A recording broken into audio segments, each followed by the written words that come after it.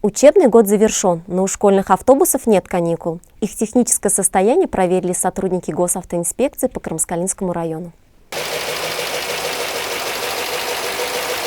Сотрудники госавтоинспекции тщательно осмотрели транспортные средства на наличие технических неисправностей, проверили работу внешних световых приборов, наличие и состояние ремней безопасности, исправность тормозной системы, износ протектора шин и другие параметры, влияющие на безопасность. По результатам проверки на каждое транспортное средство будет выписан акт технического осмотра ТС.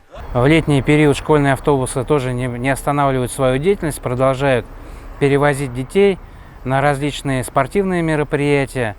Автобусы выезжают за пределы района, поэтому наша обязанность проверить их техническое состояние перед школьными каникулами и привести все в соответствие.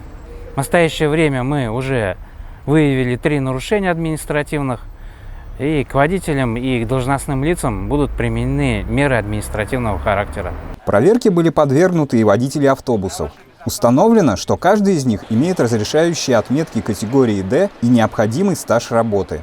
Кроме того, сотрудники полиции напомнили водителям о неукоснительном соблюдении правил дорожного движения при осуществлении перевозок несовершеннолетних, так как в их руках находится самое ценное – жизнь и здоровье каждого ребенка.